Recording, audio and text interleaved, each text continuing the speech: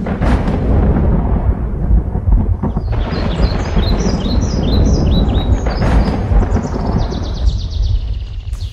عليكم ورحمة الله وبركاته. إن الحمد لله نحمده ونستعينه ونستغفره ونعوذ بالله من شرور أنفسنا ومن سيئات أعمالنا. من يهده الله فلا مضل له ومن يضلل فلا هادي له. وأشهد أن لا إله إلا الله وحده لا شريك له وأشهد أن محمدا عبده ورسوله صلى الله تعالى عليه وعلى آله وصحبه وسلم تسليما كثيرا. أما بعد، فقد قال الإمام البخاري رحمه الله تعالى: باب قدر كم يؤتى من الزكاة والصدقة ومن أعطى شاة. قال حدثنا أحمد بن يونس قال حدثنا أبو شهاب بن خالد الحذاء عن حفصة بنت سيرين عن أم عطية رضي الله عنها قالت: بعث إلى نصيبة الأنصارية بشاة فأرسلت إلى عائشة رضي الله عنها منها، فقال النبي صلى الله عليه وسلم: عندكم شيء؟ فقالت: لا إلا ما أرسلت به نصيبة من تلك الشاة. فقال: هات فقد بلغت محلها। মহান আল্লাহ সমস্ত প্রশংসা, সালাত এবং সালাম নাজিল হোক প্রিয় নবী সাল্লাল্লাহু আলাইহি ওয়াসাল্লামের উপর। সম্মানিত ভাতৃমণ্ডলী, আজ 10ই রজব 1445 হিজরি মোতাবেক 22 জানুয়ারি 2024 আমাদের ধারাবাহিক আলোচনা সহিহুল বুখারীর জাকাতের পর্ব নম্বর 12। ইমাম বুখারীর জাকাতের পর্বের অধ্যায় নম্বর 31। বিষয়বস্তু সম্পর্কে বলছেন: বাবু কদরে কাম ইউতা মিনাজ যাকাতি ওয়াস সাদাকাতি ওয়া মান আতা শাতান। এই অধ্যায় হচ্ছে যে জাকাত বা সাদাকায় কতটা পরিমাণ একজন অভাবীকে বা হকদারকে দেওয়া যাবে। একজন কি যখন জাকাত দেবেন, যারা জাকাত খাওয়ার হক রাখে অথবা দান সাদাকা করবেন, কতটা পরিমাণ দিতে পারবেন সর্বঊর্ধ্বে? তার একটা কোনো নির্ধারিত পরিমাণ আছে না যত ইচ্ছা তত দিতে পারবেন? এত দিয়ে দিলেন যে সেই দিনই সে সচ্ছল হয়ে গেল, ধনী হয়ে গেল, এমনটা দেওয়া যাবে কি না? কম আর সচ্ছল হওয়া মানে সাহেবে নেশাব হয়ে যাওয়া, মানে তার উপরই জাকাত ফরজ হয়ে গেল। এখন যদি একজন লোককে আপনি একসাথে 2000 রিয়াল দিয়ে দিলেন আর তার ঋণ টিন কিচ্ছু নেই, ঋণ থাকলে সাথে সাথে ঋণ পরিশোধ করে দিলেন, শেষ হয়ে গেল। ঋণ নেই, কিচ্ছু নেই, 2000 রিয়াল দিলেন আর তারপরে তার থেকে খরচ করলেন না, আর এই 2000-এর কম আর কমলো না, তাহলে 1 বছর হলেই তো তার উপর জাকাত ফরজ। সাহেবে নেশাবিকে বলা মোটামুটি 2000 রিয়াল হচ্ছে জাকাতের নেশাব। আজকাল চাঁদির নেশাব, আর টাকা চাঁদির নেশাবই ধরতে হবে। কাউকে স্বর্ণ দিচ্ছেন আপনি গরিবকে, আর আপনি 7.5 ভরি দিয়ে দিলেন, তাহলে তার উপর জাকাত ফরজ হয়ে গেল, ঠিক না? 1 বছর হলে যদি সেটা জমা থাকে। তো এই ক্ষেত্রে যেহেতু ফোকাহাদের দুটো মত রয়েছে, সেই জন্য ইমাম বুখারী রাহিমাহুল্লাহ এখানে অধ্যায় কায়েম করে বলছেন যে বাবুন মানে হাজা বাবুন, এইভাবে লিখেছেন, আর এটাই ভালো। এই অধ্যায় হচ্ছে এমন একটি বিষয় সম্পর্কে, কাদরু কাম ইউতা মিনাজ যাকাত ওয়াস সাদাকা, জাকাত এবং নফল দান খায়রাত সাদাকায় কতটা পরিমাণ দেওয়া যেতে পারে অভাবীকে বা হকদারকে। অমান আতা শাতান, আর কেউ যদি কোনো একটা অভাবীকে একটা গোটা ছাগল দিয়ে দেয় তো জায়েজ কিনা? নাকি ছাগলের গোস্ত? আরে একটা গরিবকে, একটা ফকিরকে কেন একটা গোটা ছাগল দেবো? হ্যাঁ, 1 কিলো 2 কিলো দেবো জবাই করে। কেউ তো বলতে পারে একটা গোটা ছাগল একটা গরিবকে দেওয়া যাবে না। সেই জন্য বলছেন, কেউ যদি একটা ছাগল একটা গরিবকে গোটা ছাগলই দিয়ে দেয় বা পুরো ছাগলের গোস্তটা দিয়ে দেয়, তো সেটা চলবে কি না? কারণ হাদিসে একটা ছাগল দেওয়ার কথা এসেছে। এই জন্য ইমাম বুখারী রাহিমাহুল্লাহ এভাবে অধ্যায় কাম করেছেন যে একটা ছাগল যদি একটা গরিবকে কেউ দিয়ে দেয়, দেওয়া যেতে পারে। এই ক্ষেত্রে যে দুটো মত রয়েছে, তার একটি হচ্ছে ইমাম আবু হানিফা রাহিমাহুল্লাহ। তিনি বলছেন যে গরিবকে যেহেতু মূল জাকাতের হকদার, 1 নম্বর 2 নম্বর ইন্নামা সাদাকাতুল লিল ফুকারায়ে ওয়াল মাসাকিন, এরা বেশি হকদার। তারপরে আরও যে 6টি ক্ষেত্র রয়েছে সেগুলো পরে। নিঃসন্দেহে আল্লাহ বলছেন সাদাকাত মানে জাকাত, হ্যাঁ, লিল ফুকারা একেবারে অভাবী যারা, যার একবার দুবারও খাবার নেই, তার দিনে 3 বার খেতে হবে কমপক্ষে, নাস্তার ব্যবস্থা নেই, সকালে নাস্তা করবে আগামীকালকে তাই নেই, দুপুরের খাবার নেই, 2 বার তো কমপক্ষে খেতে হবে, তাও নেই, সে হচ্ছে ফকির। আর মাসাকিন যার হয়তো আছে, খরচের অধিকাংশটা আছে যতটা লাগে দৈনিক অথবা মাসিক, কিন্তু তার কিছু অভাব আছে, ধরেন 3 বার খেতে হবে, 2 বার আছে, রাতের খাবারটা নেই হয়তো, বা খাওয়া দাওয়া মোটামুটি হয়ে যাচ্ছে কিন্তু শীতের কাপড় চোপড় নেই মোটে পরিবারের ছেলে মেয়েদের, তারা মিসকিন। টাকা পয়সা আছে, জামা কাপড় আছে, চলে যাচ্ছে, কিন্তু হঠাৎ করে অসুস্থ হয়েছে, চিকিৎসার পয়সা নেই, সেও মিসকিন, কিন্তু সে ফকির নয়, কারণ তার সংসার চলে যাচ্ছে। এদের জন্য হচ্ছে সাদাকাত, জাকাত। এখানে সাদাকাত বলতে বিশেষ করে জাকাত। সাদাকার ক্ষেত্রে আরেকটু ব্যাপকতা আছে, আপনি যে কোনো ব্যক্তিকে দিতে পারেন অভাবে মনে করলে, কিন্তু জাকাতের ক্ষেত্রে আপনাকে নিশ্চিত হইতে হবে যে এইরকম অবস্থা আছে কিনা। হ্যাঁ, আরেকটি হচ্ছে যে ঋণগ্রস্ত কিনা, ধরেন খাওয়া দাওয়া, সংসার, চিকিৎসা মোটামুটি যা আছে এখন যা প্রয়োজন তা সব চলে যাচ্ছে, কিন্তু সে ঋণগ্রস্ত হয়ে আছে ঋণ পরিশোধ করার ক্ষেত্রে। কিন্তু সে যদি হারামখোর হয়, না হারাম খাচ্ছে, সুদি কারবার করছে, যার ফলে সুদের ওপর মানুষের কাছ থেকে টাকা নিয়েছে, এই জন্য ঋণগ্রস্ত হয়ে আছে, আর আপনি দেবেন তাকে জাকাত, ও গিয়ে আবার সুদে লাগাবে, এই ব্যবসা ছাড়বে না। যদি তওবা না করে তাকে দেওয়া যায় না। পাপের কাজে, অন্যায়ের কাজে, হারাম কাজে সহযোগিতা করা যায় না। নেক মানুষ অথবা ভুল হয়ে গেছে, তওবা করে আসছে খালেস অন্তর থেকে যে আর আমি সুদি কারবার করব না, আমি তওবা করছি, আল্লাহর দিকে ফিরে আসছি, তাহলে অনেকে বলেছেন দেওয়া যেতে পারে। কিন্তু যারা হালাল খায় তাদেরকে দিতে পারবেন। এখন যেই ব্যক্তি বিড়ি সিগারেট খায়, মধু খায়, জুয়া খেলে, কিন্তু অভাবী গরিব, না জাকাত দেওয়া যাবে না তাকে। সে আপনার টাকা নিয়ে জাকাতের টাকা নিয়ে বা দান সাদকা নিয়ে কী করবে? হারাম কাজ করবে, সে জুয়া খেলবে, মদ খাবে, সে বিড়ি সিগারেট খাবে না। আমি আমার জীবনে যদি জানতে পেরেছি যে বিড়ি সিগারেট খাই ফকির, দিদি কখনো দিই না, কারণ আমার টাকা দিয়ে বিড়ি সিগারেট কিনা ভাই হারাম। জি, জানার পর আমি দেবো না। জি, তো ইমাম আহমদ কি বলছেন যে এতটা পরিমাণ দিতে পারবেন যাতে সে জাকাতের নেশাবে না পৌঁছে যায়। জাকাতের নেশাব মানে তার উপর জাকাত ফরজ হয়ে গেল এমনটা না হয়ে যায়, অর্থাৎ কমপক্ষে 2000-এর নিচে দিতে হবে। টাকা দিলে 2000-এর নিচে, 1000, 1500 এর মধ্যে দেন, 2000 দিয়ে দিন, 2000 দিয়ে দিলেন আর ও টাকাটা তার কাছে থেকে গেল, তাহলে তো সেদিন থেকে তার উপর সাহেবে নেশাব, সে তাকে বলা হয় সাহেবুন নেশাব, তারপর জাকাত ফরজ। জি, দেওয়া যাবেন না। কিন্তু অন্যরা বলছেন যে না, এমন কোনো দলিল নেই, দলিল নেই, প্রয়োজন যদি মানুষের থাকে বেশিও দেওয়া যেতে পারে। অনেক সময় দেখা যাচ্ছে তার খরচ আছে, যদিও এখন হয়তো খরচ করবে না, 5000, 10,000 রিয়াল দিলেন, তো এক্ষুনি খরচ করবে না, কিন্তু আগামী দিনে তার খরচ আছে। এখন তার খোঁজ খবর নেওয়া, সে খরচ করবে না, সে জমা রেখে দেবে, জমা রেখে দেবে, তারপর জাকাত খরচ হয়ে যাচ্ছে নাকি, এত তদন্ত করা তো সম্ভব নয়, ঠিক না? যদি বুঝতে পারেন যে এই লোকের 5000, 10,000 রিয়ালেরও প্রয়োজন আছে, সে অভাবী এত টাকার, তাহলে দেওয়া যেতে পারে। জি, অন্যদের নিকটে। সেই জন্য বলছেন যে এই অধ্যায় হচ্ছে যে কাদর কম মানে কতটা পরিমাণ ইউতা দেওয়া যেতে পারে মিনা জাকাত ওয়া সাদাকা, জাকাত সাদকা হতে, জাকাত সাদকা হতে। ওমান আতা শাতান, কোনো ব্যক্তি যদি একটা ছাগল দেয় তো দেওয়া জায়েজ কেন একজন ফকিরকে, গরিবকে। 1446 নম্বর হাদিস। হাদিস বর্ণনা করেছেন ইয়া মানে তাবেই মহিলা, যিনি বড় আলেমা ছিলেন তাবেইনদের যুগে। তার কাছে অনেক পুরুষরা পর্দার আড়াল থেকে লেখাপড়া করত। আজকালকার জামানে এত বড় আলেমা পৃথিবীতে কেউ নেই যার কাছে পুরুষদের পড়ার প্রয়োজন হবে। সুতরাং মহিলাদের ওয়াজ শুনবে কোনো পুরুষ, এটা জায়েজ নয়। সোশ্যাল মিডিয়াতে অনেকেই কিন্তু মহিলা বক্তার ওয়াজ শোনে।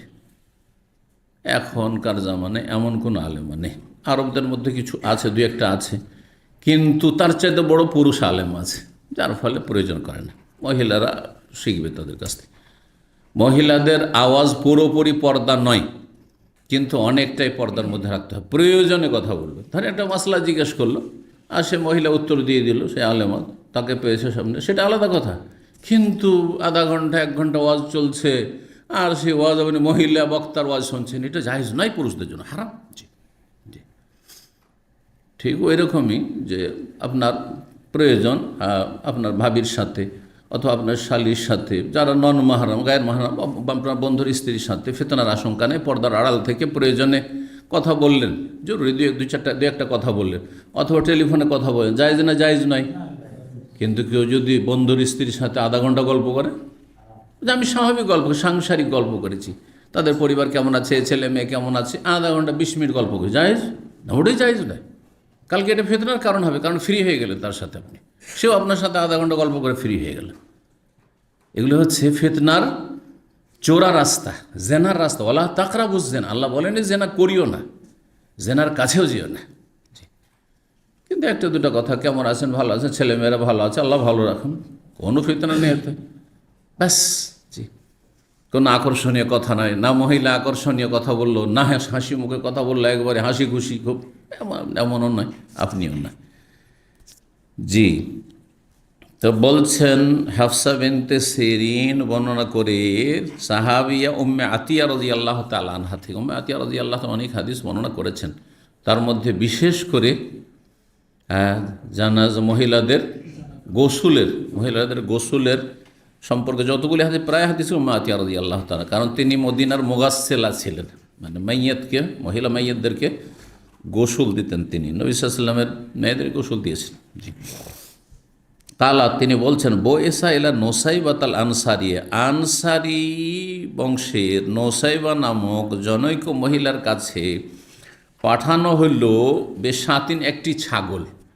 তিনি গরিব মানুষ ছিলেন, অভাবী ছিলেন, তার কাছে কোনো ব্যক্তি একটি ছাগল সাদকা পাঠালো অথবা জাকাতে পাঠালো।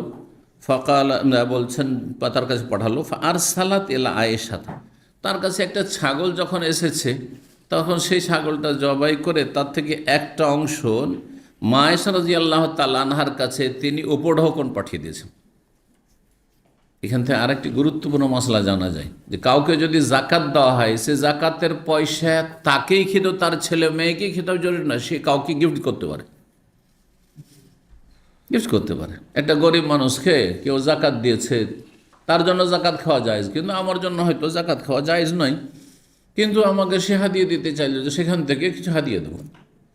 হ্যাঁ, মাদ্রাসার গরিব ছেলেদেরকে আমাদের দেশে ছাগল দেয় না মাদ্রাসায়, কিন্তু অনেক সময় শিক্ষকরা খায়, শিক্ষকরা আগেই যদি ভাগ বসিয়ে দেয়, এটা জায়েজ নয়, যেন আমরা আগে খাবো। আর আসলে এরকমটাই করে বেশিরভাগ, ওরা মানে সিংহভাগটা ওরাই খায়, আর তারপরে ছাত্ররা 2-3 পিস পেলো বা যা পেলো একটু ঝোল পেলো, এটা জায়েজ নয়।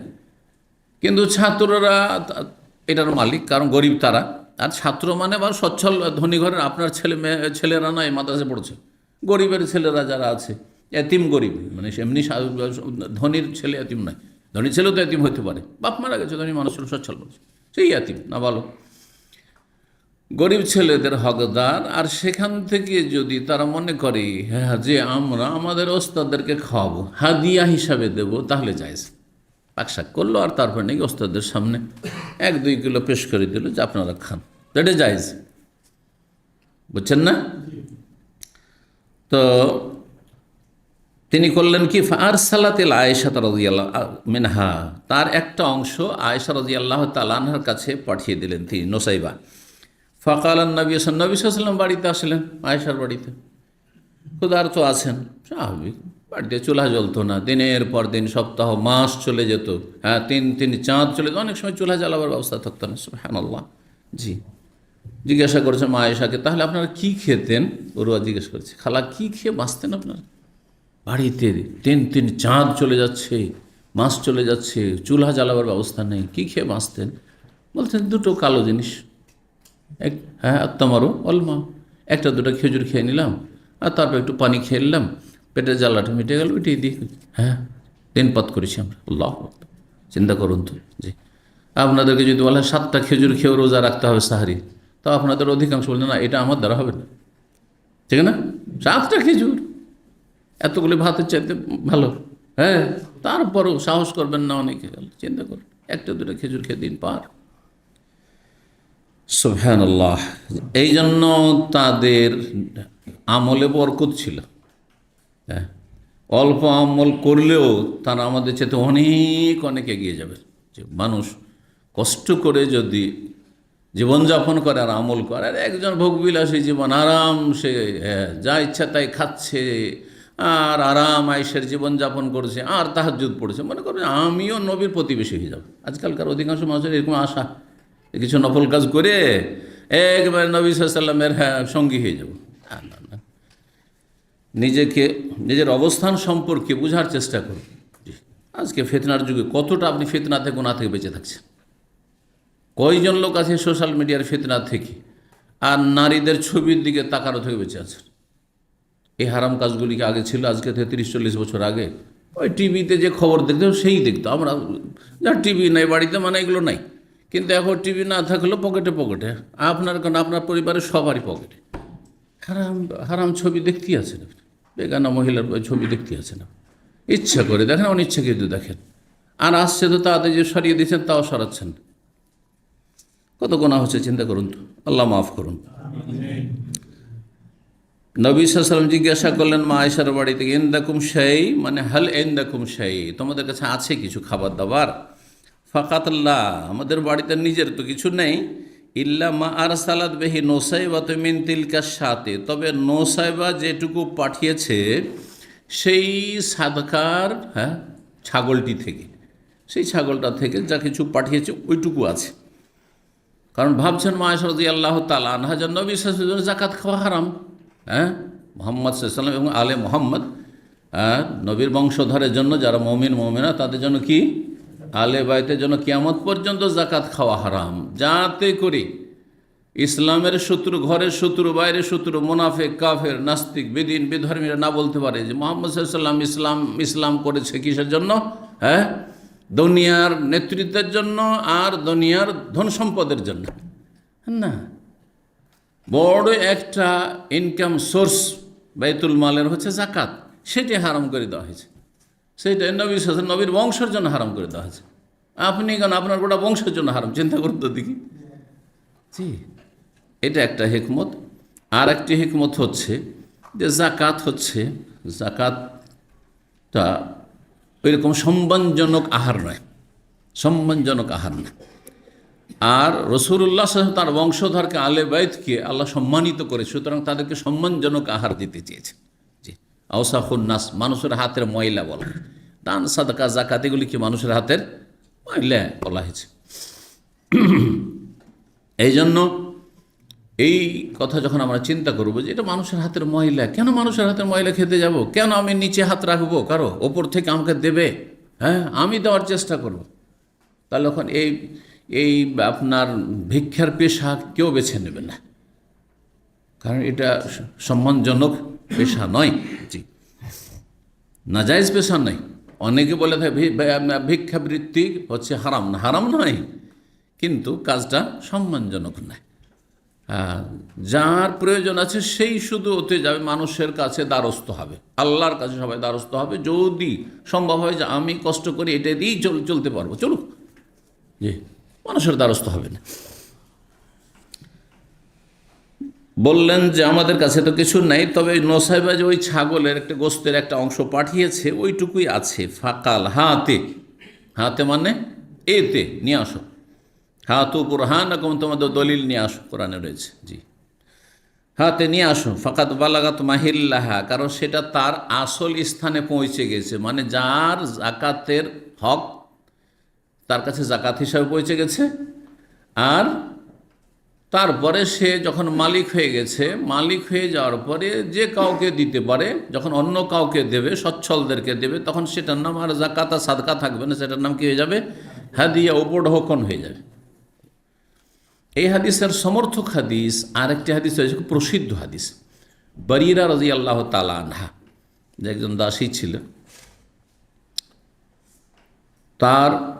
তাকে কেউ কি দিয়েছিল? সাদাকা দিয়েছিল, সাদাকা দিয়েছিল গোস্ত। সেই গোস্ত থেকে নবী সাল্লাল্লাহু আলাইহি ওয়াসাল্লামের পরিবারকে তিনি উপঢৌকন পাঠিয়েছেন। নবী সাল্লাল্লাহু আলাইহি ওয়াসাল্লাম বললেন, বারিরাকে বললেন যে এটা কি বলছে, এটা যে আমাকে বারিরাকে কি করা হয়েছে? সাদাকা করা হয়েছে। মা আয়েশা রাদিয়াল্লাহু তাআলা আনহা ছিলেন, যেহেতু মা আয়েশা রাদিয়াল্লাহু তাআলা তাকে স্বাধীন করেছিলেন খরিদ করে।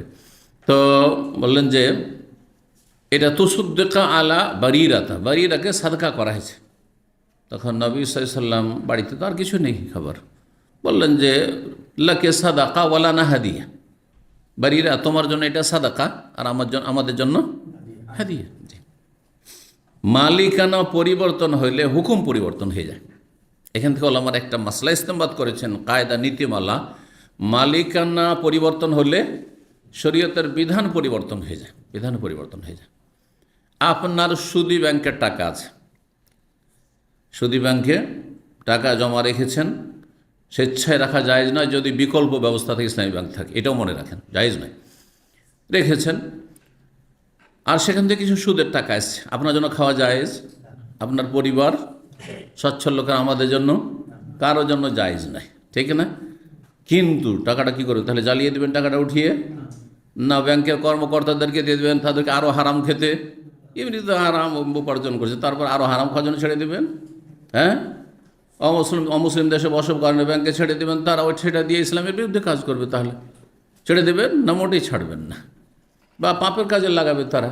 হ্যাঁ, তাহলে কী করে সেটাকে উঠিয়ে নেবেন? উঠিয়ে নেওয়ার পরে এমন অসহায় ব্যক্তিকে দেবেন যে একেবারে অসহায়, না খেয়ে মারা যাচ্ছে, অথবা তার বাড়ি ঘর নেই, বানবন্যায় ধসে গেছে, নদীর ভাঙনে বাড়ি ঘর জমি জায়গা সব চলে গেছে, কিছুই নেই, জি, তাঁবুর তলে বসবাস করছে, শরণার্থী, কিছুই নেই, যুদ্ধের কারণে তাদেরকে দেশ থেকে বিতাড়িত হইতে হয়েছে, জুলম অত্যাচারের কারণে, আছে না নেই?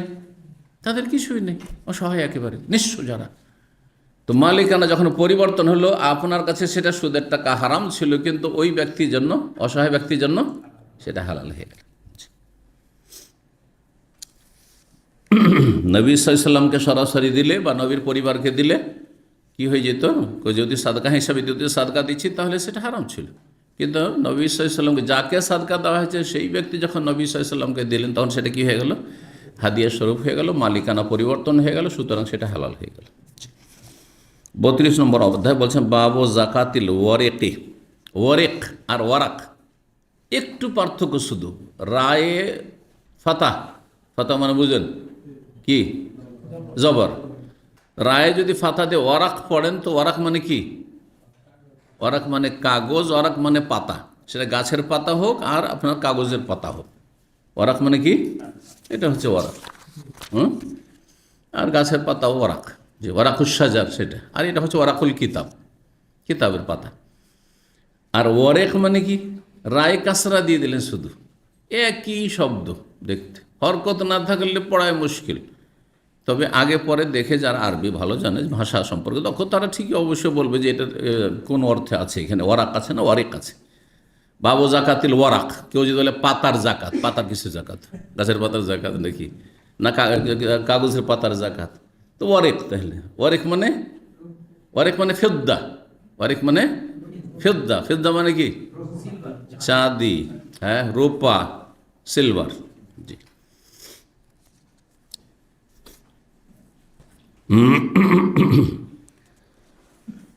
চাঁদির জাকাত বা রূপার জাকাত সম্পর্কে হচ্ছে এই অধ্যায়। 1447 নম্বর হাদিস। হাদিস বর্ণনা করছেন আবু সাঈদ খুদরি রাদিয়াল্লাহু তাআলা আনহু। তিনি বলছেন কালা রাসূলুল্লাহ সাল্লাল্লাহু আলাইহি ওয়াসাল্লাম বলছেন লাইসা ফিমা দুনা খামসে যাউদিন সাদাকাতুম মিনাল এবেলি। যাউদুন মানে উট, যাউদুন মানে উট, আর এবেল মানে উট, জামাল মানে, আর বাইর মানে নাকাতুন, হ্যাঁ উটনি, উষ্ট্রি। কতগুলি আরবি? কয়েকশো আরবি আছে, উটের কয়েকশো আরবি আছে, আর ঘোড়ার। জি, ভাষাবিদরা বলেছেন, কারণ আরবদের কাছে এই প্রধান পশু ছিল উট আর ঘোড়া, সেজন্য এগুলোর আরবি অনেক, এগুলোর আরবি অনেক। জি, বিভিন্ন ভাষা দিয়ে তারা ব্যক্ত করত, বিভিন্ন বয়সে এক একটি নাম। জি, যেমন জিজআ, হিক্কা, হ্যাঁ, বিনতে লাবুন, ইবনে লাবুন, তারপরে আপনার মাখাজ, বিনতে মাখাজ, আসবে সব হাদিসে জাকাতে যখনই আসবে, এগুলো বিভিন্ন বয়সের ওট বা ওটনিকে বলা হয়।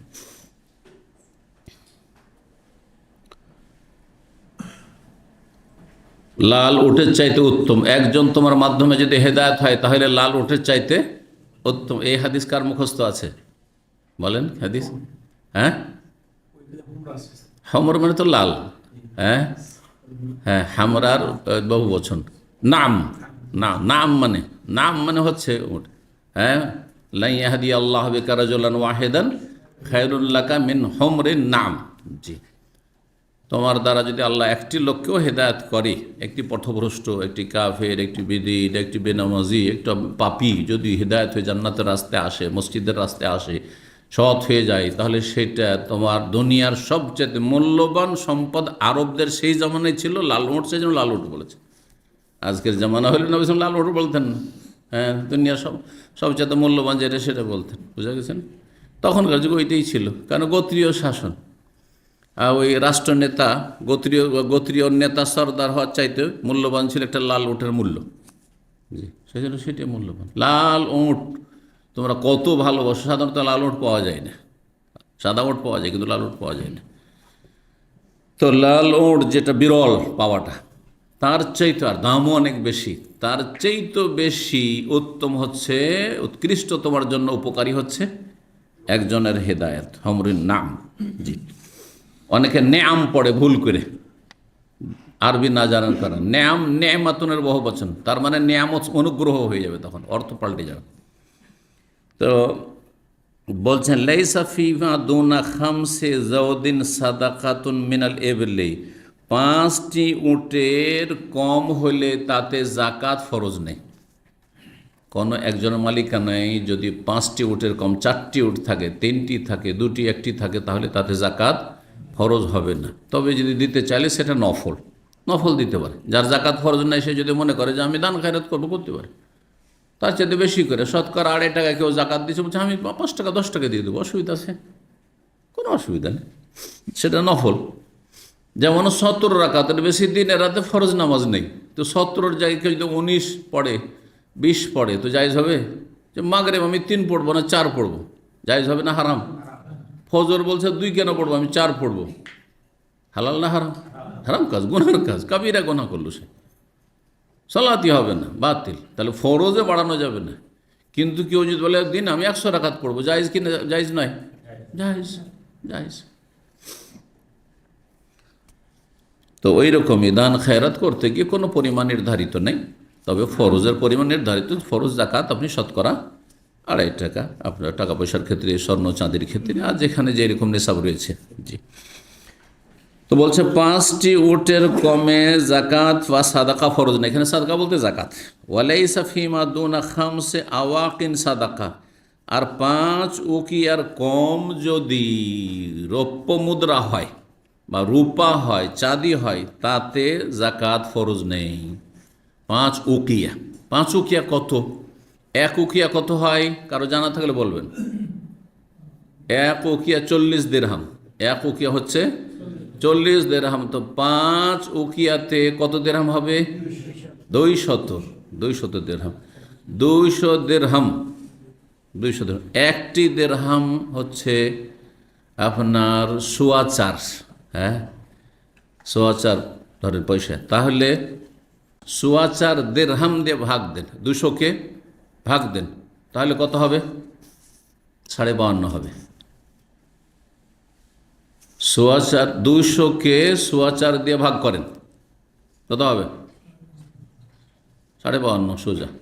এটা 52.5 ভরি বা তোলা। তোলা আর ভরি একই কথাই, উর্দু ভাষাতে প্রসিদ্ধ তোলা, আর আমরা বাংলা ভাষাতে কি বলি? ভরি বলে থাকি। জি, তো 52.5 তোলা এইভাবে। জি, আর ওইটা গ্রামে গেলে কত হবে? 595 গ্রাম। 595 গ্রাম। আজকে সংক্ষেপে এরকম বলে রাখি। আর তারপরে কোন কোন সম্পদে জাকাত রয়েছে আর কতটা রয়েছে নেশাবগুলি বিস্তারিত জুমার দিনে আলোচনা করব, যেহেতু সেখানে দিনী ভাইদের সংখ্যা অনেক বেশি থাকে আর সবাই উপকৃত হবে। কারণ অনেকে হয়তো সোশ্যাল মিডিয়া থেকে শোনেন না, তো বেশি লাভ হবে। তবে এতটাই যথেষ্ট জানার জন্য যে হিসাব দেড়হামে বললে, দেড়হাম হচ্ছে রৌপ্য মুদ্রা, রূপার টাকা, তাহলে 200 দিরহাম নেশাব। আর সেটা যদি আপনি ভরিতে তোলাতে নিয়ে যান তাহলে 52.5 ভরি, আর যদি আপনি গ্রামে নিয়ে যান তাহলে 95 গ্রাম। জি। ওয়ালাইসা ফিমা দুনা খামসাতে আওসকিন সাদাকা, আর খাদ্যদ্রব্য ফসল, উৎপন্ন ফসলের ক্ষেত্রে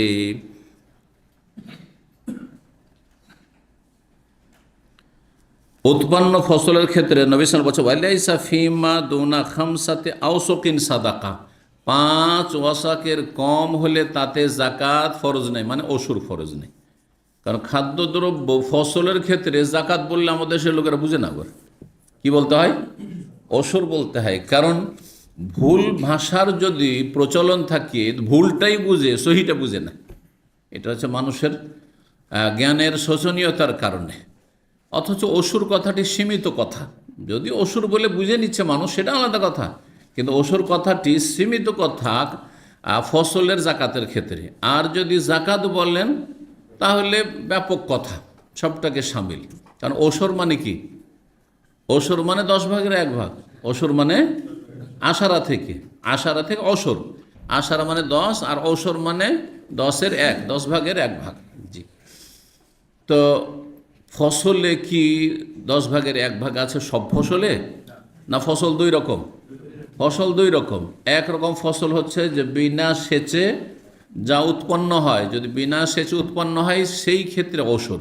কিন্তু অসুর পরিভাষাটি যেই যুগে প্রচলন ঘটেছে বাঙালি সমাজে বা ভারতীয় সমাজে, সেই সময় বিনা সেচেই সমস্ত ফসল হইত। তখন এই সেচের ধানও ছিল না, সেচের গমও ছিল না।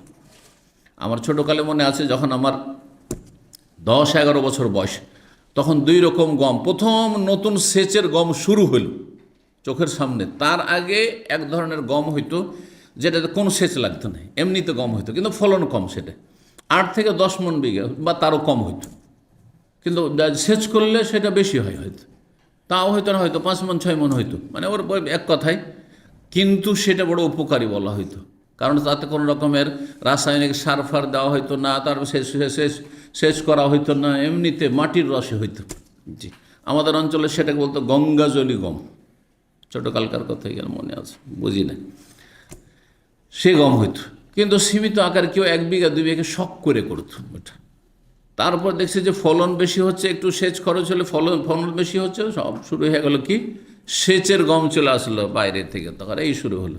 ধান তো তারপরেও দীর্ঘদিন শুধু আউশ ধান বিনা সেচে যেটা হয়, আর মাত্র 3 মণ 4 মণ বিঘা হইতো, 5 মণ 6 মণ 7 মণের বেশি হইতো না বিঘাতে।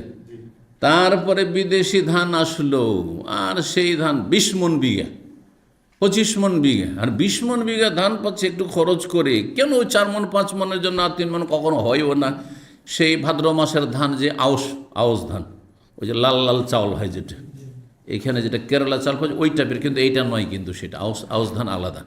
আমি এই কাল পরশু দেখলাম সোশ্যাল মিডিয়াতে, আউশ ধান এখনও পাওয়া যাচ্ছে সীমিত আকারে কিন্তু। জি। আমাদের অঞ্চলে সেটাকে রাজশাহী থেকে মালদা এই এলাকাগুলিতে, 2-4টা মুর্শিদাবাদ, এগুলোতে সেটাকে ভাদই ধান বলা হইতো, কারণ ভাদ্র মাসে হইতো সেই জন্য। আর অগ্রহায়ণ মাসে ধান হইতো একটা, সেই জন্য সেটাকে আগ্নি ধান বলা হইতো। কথা বোঝা গেছে?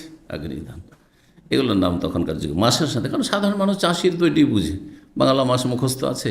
হ্যাঁ, তারপরে আপনার বুট, তারপরে আপনার মসুর, কলাই আর মেষ, আর এইগুলো যে হইতো ওই সময়টা হতো আশ্বিন মাসে। হ্যাঁ, সেই জন্য বলতো আশ্বিনা, সেটাও হ্যাঁ বলা হইতো, হ্যাঁ আশ্বিনা ফসল, মাসের সাথে সম্পৃক্ত করে লোকেরা বলতো। তো ঠিক ওই রকমই যেই জামানায় এই উৎপন্ন ফসলের সাদাকা দিত ভারতের মুসলিমরা, তখনকার যুগে 10 মণে 1 মণই লাগতো, কারণ বিনা সেচের সব ফসল, সেই জন্য তার নাম পড়ে গেছে কি, অসর। কিন্তু আসলে সেটাও জাকাত, সেটা হচ্ছে জাকাত। কিন্তু পরবর্তীকালে যখন প্রায় উৎপন্ন ফসলগুলি সেচের মাধ্যমে, বিনা সেচে আজকাল তেমন কোনো ফসলই হচ্ছে না, তেমন কোনো ফসল হচ্ছে না, শুধু এই বুট টুট এগুলো হইতে পারে, কিন্তু সেগুলো আর কয় মণ হয়, মানে সেটা নেশাবি পৌঁছিবে না হয়তো। এরকম কয়জন মানুষ হয়েছে 50 মণ বুট হয়েছে, 50 মণ কলাই হয়েছে, হেমাস কলাই হয়েছে, 50 মণ মসুর হয়েছে, এরকম খুব কমই লোক পাবেন গৃহস্থ। আজকাল তো নাই বললেই চলে। যাই হোক, তো যেটা বলছিলাম, যে যখন চলে আসলো সেচের ফসল, আর সেটারই প্রভাব বেশি বিস্তার লাভ করলো, তখন এর নাম অসুর বলা যুক্তিসঙ্গত। তখন কত লাগছে? 20 মণে 1 মণ, তাহলে এটার নাম হচ্ছে নিসফুল ওশর, ওশরের অর্ধেক। 10 মণে 1 মণ ছিল, এটা 20 মণে 1 মণ। এই জন্য 20 মণে 1 মণকে হাদিসের ভাষায় কি বলা হয়েছে? নিসফুল ওশরে। অমা সকিয়া বিন্নাদহে, যদি সেচ করে ফসল উৎপন্ন করা হয় তাহলে ফাফিহে নিসফুল ওশরে, তাতে অর্ধেক ওশর। অর্ধেক ওশর মানে 20 মণে 1 মণ দিতে হবে। জি, তো এটা তো হচ্ছে পরিমাণের কথা, কিন্তু নেশাব কত? নেশাবের ক্ষেত্রে বলছেন 5 ওয়াসাকের যদি কম হয় তাতে কি কম? খাদ্যদ্রব্য, ফসল। ওয়াসাক হয় খাদ্যদ্রব্য। তো ফসল, উৎপন্ন ফসল যদি 5 ওয়াসাকের কম হয় তাহলে তাতে জাকাত নেই। লাইসা, নেই জাকাত। ফিমা দুনা খামসাতে আওসক, শেষখানে সাদাকা শব্দ দিয়েছে, মানে লাইসা সাদাকা, জাকাত নেই, মানে জাকাত ফরজ নেই যদি কি হয়? 5 ওয়াসাকের কম ফসল উৎপন্ন হয়। কোনো একজনের মালিকানে যে ফসল হলো সেটা দেখা হলো 5 ওয়াসাক জুটে না, 5 ওয়াসাকের কম, তাহলে জাকাত তার উপর ফরজ বা ওসর ফরজ নেই তাতে।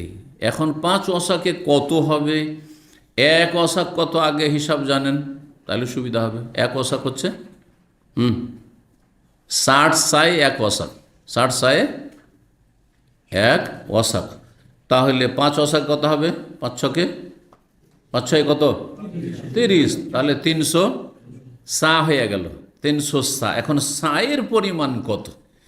সায়ের পরিমাণ যতটা ধরবেন ওই হিসাবে তখন গিয়ে তখন আপনি কিলোতে ফেলতে পারবেন। কারণ সা কোনো দাঁড়িপাল্লার ওজনের নাম না। কিসের নাম ছিল? একটা পাত্র। যেমন আমাদের দেশে আড়ি ধামা আছে না, ওই রকম আড়ি, সেগুলোতে এক যুগে কিন্তু আমরা দেখেছি আড়িতে 500 আড়ি, আমার চোখের সামনে দিয়ে 500 আড়ি, তারপর 800 আড়ি, 600 আড়ি, সেগুলো দিয়ে কৃষকরা কি করে? যখন ধান মাড়া হইলো, গম মাড়া হইলো, তখন এই ওজন করছে। ওজন করছে। ওই বেতেরি হয়, আড়িটা বেতেরি হয়, ধামাটা বড় হয়, যেটা 20 কিলো 15 কিলো আটবে, তারও বেশি, আর ওইটাকে আড়ি বলা হয়। আর ওর চাইতে ছোটো যে মাখালা, যেটা দিয়ে চাউল উঠিয়ে দিত রান্নার সময়, সেটার নাম হচ্ছে কাঠা, সেটাকে কাঠা বলা হয়। তো সাটা হচ্ছে কাঠা, মুদ হচ্ছে কাঠা, ছোট কাঠা। আর ওই আপনার রেতুল হচ্ছে কাঠা, রেতুল মাত্র 300 গ্রাম, ধরে 300 গ্রাম কাছাকাছি। আর মুদ হচ্ছে 600 গ্রাম, যেটা দিয়ে নবী সাল্লাল্লাহু আলাইহি ওয়াসাল্লাম উজু করতেন। আর সা হচ্ছে 2.5 থেকে 3 কেজি। এখন কেউ 2.5 কেজি বলেছে, কেউ 3 কেজি বলেছে, কেউ 2 কেজি বলেছে, কেউ 2.5 কেজির কম বলেছে। এই যে ইখতলাফ রয়েছে, ইখতলাফ কেন? কারণ সূক্ষ্মভাবে বলা মুশকিল। খাদ্যদ্রব্য হিসাবে জব যদি দেন, ধান আর জব যদি ওজন করেন ওই এতে আপনার কাঠাতে, তাহলে ওজনে কম হবে, সেটা ওজনে কম হয়ে যাবে, কারণ এগুলো হালকা জিনিস। কিন্তু সেতে যদি ওজন করেন, চাউল ওজন করেন, গম যদি ওজন করেন, বুট যদি ওজন করেন, ভারী হবে, সেগুলো ভারী হবে। এই হিসাবে পার্থক্যটা হয়ে গেছে। কাঠা দিয়ে তারা, এই কাঠা দিয়ে, এই আপনার এই পাত্র দিয়েই তারা কি করতো? খেজুর ওজন করতো, খেজুর ওজন করতো। এই জন্য পার্থক্য হয়েছে। এখন এই সায়ের ওজনটা একটু দেখে নিই। এই ক্ষেত্রে শেখ ইবনে উসাইমিন রাহিমাহুল্লাহ তিনি যেটা বলেছেন, সেটাতে সায়ের পরিমাণ সবচেয়ে কম 3টি মতের মধ্যে। তিনি বলছেন যে সা হচ্ছে ওয়াসা তাবলগ কিলো ওয়াইন ওয়া আরবাইনা গ্রামান, 2 কিলো 40 গ্রাম। 2 কিলো 100 গ্রামও না, 2 কিলো 40 গ্রাম। তো 2 কিলো 40 গ্রাম যদি সা হয়, আর কত সায়ে নেশাব বললাম? 300 সা, বলবেন না? 300 সা। ফায়াকুন ওয়াজন নেশাবে, নেশাবের ওজন হয়ে যাবে 612 কিলো, 612 কিলো। তাহলে সর্বনিম্ন নেশাব যেটা সতর্কতামূলক, কারণ জাকাতের ব্যাপার স্যাপার, তো কমটাই ধরলে বেশি ভালো, যাতে করে সেফটি থাকে, আল্লাহর আযাব থেকে বাঁচতে পারি। কারণ কমে ফরজ হয়ে গেছে, দিলেন না আপনি, তাহলে তো ফেসে যাবেন আপনি। জি, যেমন আমরা সালাতের ক্ষেত্রে যদি সন্দেহ হয়ে যায়, 3 পড়লাম না 4 পড়লাম, কোনটা ধরবো? 3। কমটা ধরবো এই জন্য যে কমটা নিশ্চিত, এখন বেশিটা ধরে নিলাম, তারপরে যদি কম থেকে যায় তো গুনাহগার হয়ে মরতে হবে। জি, এই জন্য তো ঠিক ওই রকমই। তো এই ক্ষেত্রে সর্বনিম্নটা ধরলে ভালো বেশি। তাহলে কত হয়ে যায় নেশাব? 612 কিলো। কিন্তু ফেতরা দেওয়ার ক্ষেত্রে মাথা প্রতি যদি ইবনে উসাইমিনের ফতোয়ার আমল করেন, তাহলে 2 কিলো 40 গ্রাম।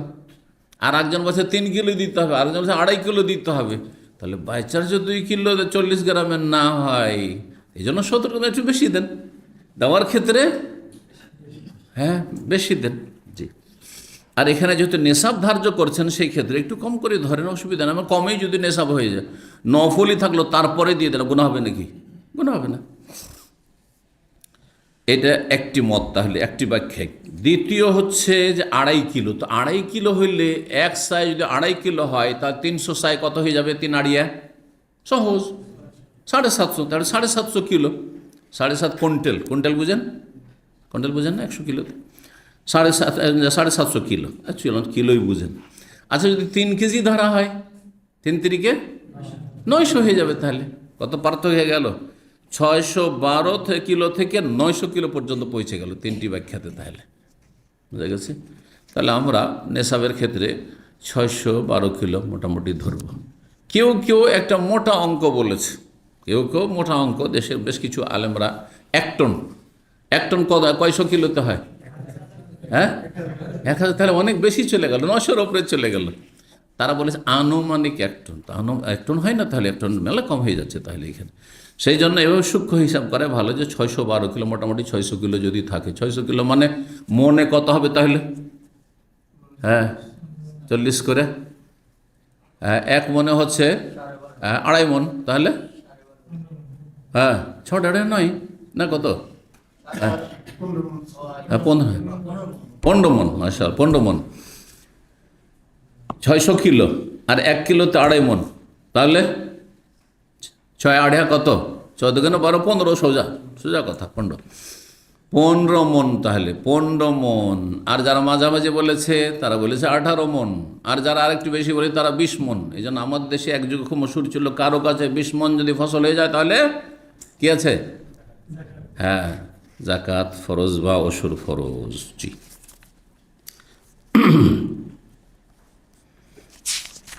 এই ছিল হাদিস। তাহলে চাঁদের জাকাত বলতে গিয়ে চাঁদির কথা হয়ে গেল, আর কিসের কথা হইল?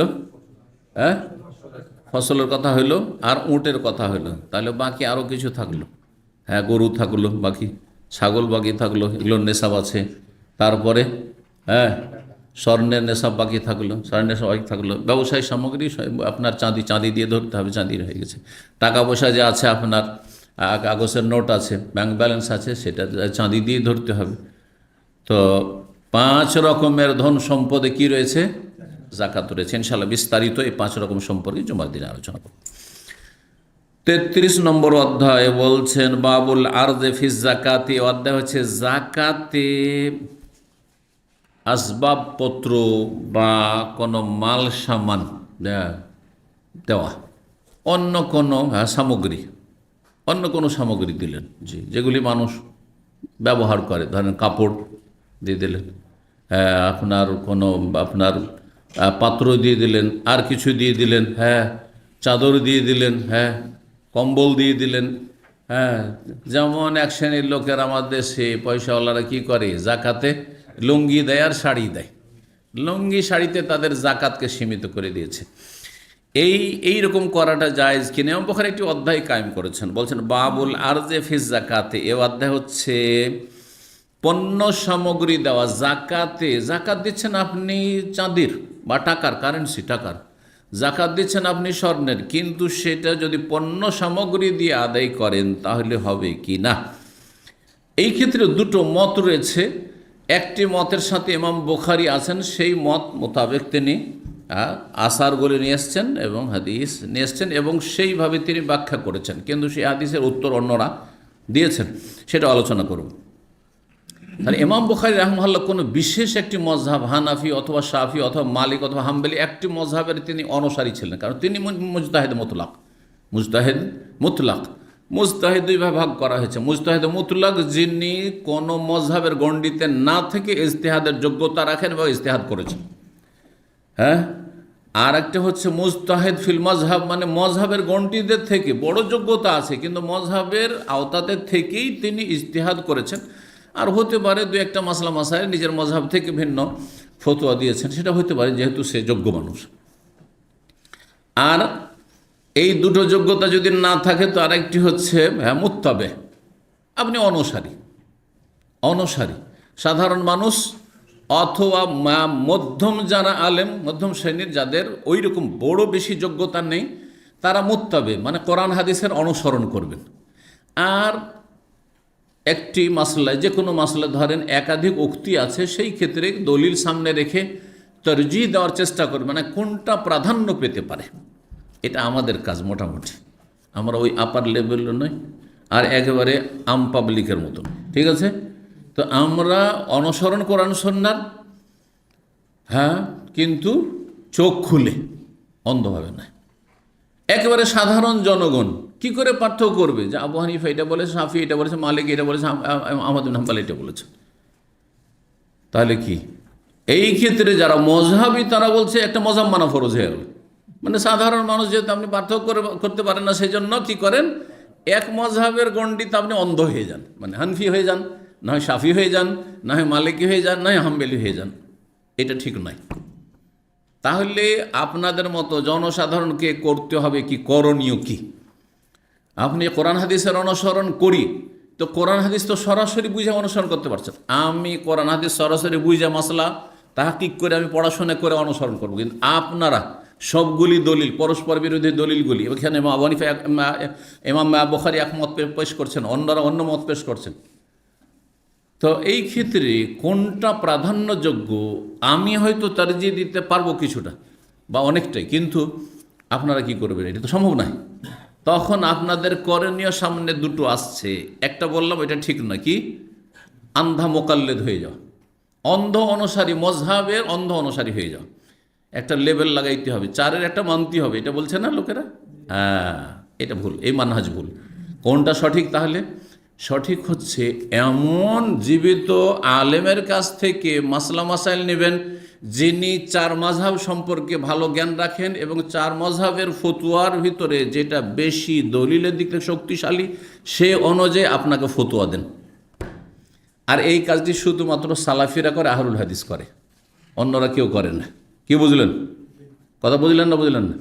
একটা শাফি আলেমের কাছে ইন্দোনেশিয়াতে, মালয়েশিয়াতে যদি বা কেরালাতে ফতোয়া নিতে যান, তো সে কি শাফি মযহাবের বাইরে ফতোয়া দেবে? কখনো দেবে না, ঠিক কিনা? একজন বড় হানাফি আলেমের কাছে যদি ফতোয়া নিতে যান, সে হানাফি মযহাবের বাইরে ফতোয়া দিবে? তাহলে তো একটা গণ্ডিতে থেকে সে ফতোয়া দিচ্ছে। তাহলে আপনাকে একদিক দেখাচ্ছে, যখন চারটা দিক আছে, পূর্ব পশ্চিম উত্তর দক্ষিণ, একদিক দেখাচ্ছে, তিন দিক থেকে আপনাকে দেখবি রে, তিন, ঠিক কিনা? তাহলে আপনি সারা পৃথিবী দেখবেন কি করে? মনে করেন যে পৃথিবী শুধু এইটুকু, যে দিকটা দেখছি ওই দিকটাই, ঠিক না? হক শুধু এইটা। হ্যাঁ, এই জন্য হানাফিরা বলছে আমরা হক, শাফিরা বলছে আমরা হক, মালিক বলছে আমরা হক, হাম্বলি বলছে আমরা হক। না না, হক চারটার মধ্যে আছে, কিন্তু চারটার মধ্যে কিছু কিছু ভুল আছে, ওই ভুলটি ছেড়ে দেওয়ার পর হক, মানে নির্ভেজাল হক পাবেন আপনি। তো এই তাহলে ফতোয়া আপনাকে নিতে হবে এমন কোরআন সুন্নাহ অনুসারী আলেমের কাছে, যে কোরআন সুন্নাহ অনুসরণ করে, আপনাকে অন্ধ বানাই না, দলিলের অন্ধ বানাই, কোনো ব্যক্তির অন্ধ বানায়। আবু হানিফার অন্ধ বানাই না, বা শাফি, মালিক, আহমদের অন্ধ মোকাল্লেদ অনুসারী বানাই না। জি, আশা করি বুঝতে পারছেন, ঠিক না? ইমাম বুখারী রাহমাহুল্লাহ মুজতাহিদ ছিলেন, কখনো কখনো তার ইজতিহাদে ফতোয়া গিয়ে আবু হানিফার সাথে মিলে গেছে, কখনো গিয়ে ইমাম শাফির সাথে মিলে গেছে, কখনো ইমাম মালিকের সাথে মিলেছে, কখনো ইমাম আহমদের সাথে মিলেছে। কারণ তিনি যেহেতু সালাফি মানহাজের এক মযহাবের গণ্ডিতে তিনি ইজতিহাদ করেননি, মযহাবের আওতাভুক্ত থেকে ইজতিহাদ করেননি। কিন্তু ধরেন ইমাম তাহাউই হানাফি মযহাবের বড় মুহাদ্দিস, তিনি মুজতাহিদ ছিলেন, কিন্তু নিজের মযহাবের মুজতাহিদ, তিনি হানাফি গণ্ডিতে থেকে ইজতিহাদ করেছেন। ইমাম নওয়াবী রাহমাহুল্লাহ, ইমাম নওয়াবীর কথা নেন, ইমাম নওয়াবীকে তো চেনেন, যেহেতু তার রিয়াজুস সালেহীন 40 হাদিস, তিনি শাফি মযহাবের গণ্ডিতে থেকে ইজতিহাদ করেছেন। তিনি শাফি মযহাবের বাইরে সাধারণত যাননি, খুব কম। জি, ইমাম ইবনে কুদামা হাম্বলি মযহাবের গণ্ডিতে থেকে তিনি ইজতিহাদ করেছেন, তিনি হাম্বলি মযহাবের বাইরে যাননি। হ্যাঁ, এই ইমাম কুরতুবী বিদায়াতুল মুজতাহিদ, তিনি মালিকি মযহাবের গণ্ডিতে থেকে তিনি ইজতিহাদ করেছেন, তার বাইরে যাননি। চারটার উদাহরণ কিন্তু দিলাম আপনাদেরকে। এরা কিন্তু মুজতাহিদ, বড় যোগ্য আলেম, কিন্তু মুজতাহিদ ফিল মযহাব, নিজের মযহাবের গণ্ডিতে থেকে। কিন্তু সালাফি ইবনে তাইমিয়া, ইবনুল কাইয়্যিম, ইমাম ইবনে কাসির, না না, ইমাম বুখারী, ইমাম মুসলিম, না, এরা কোনো মযহাবের গণ্ডিতে থেকে ইজতিহাদ করেনি, এরা ফ্রি। এটা হচ্ছে আহলুল হাদিস সালাফিদের মানহাজ। কিন্তু ছোটোখাটো আহলে হাদিস মৌলভী সাহেব মাদ্রাসা পড়েছে আর সেই নিজেই ফতোয়া দিতে শুরু করবে, আর বড় বড় আলেমদের কোনো রেফারেন্স দিবে না আর তাদের পরোয়া করবে না, এই মানহাজও ভুল। কিন্তু এটাও ভুল। অবশ্যই বড়দের উদ্ধৃতি দিতে হবে এবং বড়দের ফতোয়া নকল করতে হবে। নিজেই মুজতাহিদ অথচ এতটুকু সামান্য এলেম নেই তার, এই মানহাজ ভুল মানহাজ। এটা সালাফি আহলুল হাদিস মানহাজ নয়। কিছু কিছু জাহিরি টাইপের আহলে হাদিস মৌলভী সাহেবদের এই ধরনের ফতোয়া রয়েছে। সাবধান, এটা থেকেও সাবধান। আমি যে কথাগুলি বললাম অনেক গুরুত্বপূর্ণ কথা বললাম, যাতে করে মযহাবে অন্ধত্ব না আসে আর জাহেরিয়াত সালাফিয়াতের নামে আহলুল হাদিসের নামে জাহেরিয়াত না আসে, আর যাতে করে সঠিক মানহাজের উপর থাকতে পারেন। আর আপনি অন্ধ অনুসারী হবেন কোরআন এবং সুন্নাহর, আল্লাহ এবং তার রাসূল সাল্লাল্লাহু আলাইহি সাল্লামের বিধান কি আসমান থেকে নাযিল হয়েছে, জি ওহীর। জি, আল্লাহ তৌফিক দান করেন। তো ইমাম বুখারী রাহমাহুল্লাহর মত হচ্ছে যে পণ্য দিয়ে যাকাত দেওয়া যাবে, পণ্য দিয়ে যাকাত দেওয়া যাবে এবং নেওয়া যাবে। কিন্তু আরেক দল ওলামা বলছেন না, যেই সম্পদের যাকাত সেটা দিতে হবে। টাকার যাকাত টাকা দিয়ে দিতে হবে। কথা বলছে টাকার যাকাত টাকা দিয়ে, টাকার যাকাত আর দিবেন আপনি কাপড় দিবেন, আপনি কম্বল বিতরণ করছেন, আপনি শীত বস্ত্র বিতরণ করছেন। আরে গরিব যাকে শীত বস্ত্র দিল, ওর বাড়ি অলরেডি শীত বস্ত্র আছে, নিয়ে কী করবে? ফেলে দিতে হবে, না হলে অন্য কাউকে দিয়ে দিতে হবে। তাহলে এই ক্ষেত্রে যারা বলছে পণ্য দিয়ে যাকাত দেওয়া যথেষ্ট, এই কথাটি শুধু এইভাবে বলে দেওয়া যথেষ্ট নয়। যদি এতে এতটুকু লাগানো যায় যে যাতে গরিবের সুবিধা রয়েছে সেই রকম পণ্য যদি কিনে দেওয়া যায় তাহলে চলবে, তো বলা যেতে পারে এটা ঠিক। কারণ অনেক সময় গরিব মানুষ, কিন্তু সে হয়তো এই পণ্যগুলি কিনে নিয়ে আসতে পারবে না। একটা বুড়ি মানুষ যদি থাকে, বা একটা নাবালক ছেলে থাকে গরিব, তো বাজারে গিয়ে আপনি টাকা দেবেন, ও যে চাল ডাল কিনবে, মশলা কিনবে, আর আপনার ওই যে শীত বস্ত্র কিনবে, এটা তাদের জন্য অসম্ভব মুশকিল না? কাকে দিয়ে কিনাবে না কিনবে, কি আবার খেয়ানত করবে? চলো তোমাদের কি প্রয়োজন পরিবার সম্পর্কে জানছেন পাশের লোক, কি কি প্রয়োজন, এগুলো প্রয়োজন জাকাতের টাকা দিয়ে কিনে নিয়ে এসে দিয়ে দিলেন। চালের বস্তা নিয়ে দিয়ে দিলেন, যা লাগে যা প্রয়োজন তাই এনে দিয়ে দিলেন, তাহলে ঠিক আছে, তাহলে ঠিক আছে। কিন্তু জানলেন না, খবর নাই, শত শত লুঙ্গি আর শাড়ি কিনে গাদার গাদা রেখেছেন, আর একেবারে নিম্নমানের নাউজুবিল্লাহ সেটা দিয়ে বাড়ি মুছা হবে, শুধু বাড়ি ঘর মুছা হবে, এইরকম ধরনের লুঙ্গি আর শাড়ি জাকাতে দেয়, আর বলছেন যে আমি এটা দিয়ে জাকাত দিচ্ছি, এটা জায়েজ না, মোটে জায়েজ না। তো আবু হানিফা রাহমাহুল্লাহর মযহাব হচ্ছে যে পণ্য সামগ্রী দিয়ে জাকাত দেওয়া যাবে, আর সেটি সমর্থন করেছে বা সেই মতটি হচ্ছে ইমাম বুখারী রাহমাহুল্লাহ। কিন্তু সেটা যদি দেখা যায় যে সেটা গরিবের জন্য বেশি উপকারী, এতে মাসলাহাত রয়েছে, উপকার রয়েছে, তাহলে। কিন্তু যদি দেখা যায় যে আমার জানা নেই কোনটাতে কি উপকার রয়েছে, তাহলে যেই সম্পদ সেই সম্পদের জাকাত সেটা দিয়ে দিতে হবে, সেটা দিয়ে দিতে হবে। আশা করি বুঝতে পারছেন। চলেন কথাগুলি তাহলে এখন শোনা যাক ইমাম বুখারী কি বলছেন রাহিমাহুল্লাহ।